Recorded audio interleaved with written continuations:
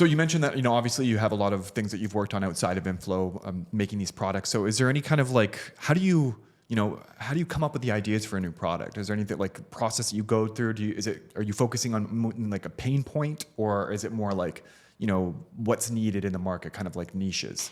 Yeah, so there's many ways that you can accomplish that, or figuring out which products to sell. The traditional way is actually doing a lot of keyword research. Mm-hmm. So just seeing, there's specific tools, for example, even for Amazon, like Helium 10 or Jungle Scout, they'll kind of tell you the volumes of frequencies of how often keywords are searched, similar to the SEO style, like when we're writing blog posts or articles, which keywords get the most searches, and then maybe we make that article towards that.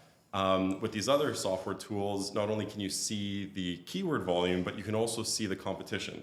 So if you can find a niche that's high search volume, less competition, maybe it's something you want to dive into. And I'd say this is probably how 60-70% of new sellers get started in e-commerce. Wow. But you see what's popular. It's the default way that a lot of the gurus, I guess, teach on how to find a niche and how to make a product. But for me, I don't like doing that, because you're also then, there's thousands, if not tens of thousands, if not hundreds of thousands of people doing the same thing, discovering the same niches. Right. So for me, a lot of it is what's a pain point in my life, and can I solve something for it? So just for example, I was traveling for work, and my mom, she knows.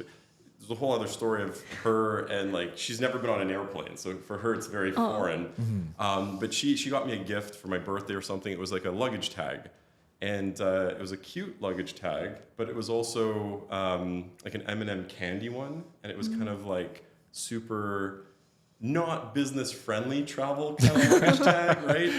So then I was like, this is cool, but I'm not going to put it on my luggage when I'm traveling with, I probably could have, it would have been fine, but I was like, okay, let's, so that got me thinking, hey, can I is there a luggage tag that's professional, that still stands out and doesn't cost an arm and a leg, right? Mm-hmm. And then that's when the idea came, just to make a metal luggage tag, and, found the manufacturer, kind of getting ahead of myself, but I found some to make it. And lo and behold, there was thousands of other people like myself that wanted that kind of product as well. So in my opinion, the best way to figure out a product to source is, scratch an itch that you have, and then find the tens of thousands or hundreds of thousands of other people that have that same itch. Mm-hmm. Right. And then it's a lot easier to market. Now I say that, but I also know a ton of examples of there's one gentleman, he makes cat litter boxes, really fancy cat litter boxes. They look like mahogany wood and all that fancy stuff. He doesn't own a cat. Oh wow, okay. Interesting. So it doesn't always have to be personal. Yeah. So it doesn't so I mean, obviously it can go both ways, mm-hmm. but personally, I think, the best, and also I love traveling, that sort of thing. So picking a niche, sourcing stuff that you would actually use and you love, I think goes a long way. Yeah, you probably enjoy it more. Yeah, exactly. Yeah, you're less likely to get bored of it as well too, right? So once you have that idea in your mind, and something that itch you want to scratch, would you go in then do the market research, do the keyword research, and be like, oh, there actually is?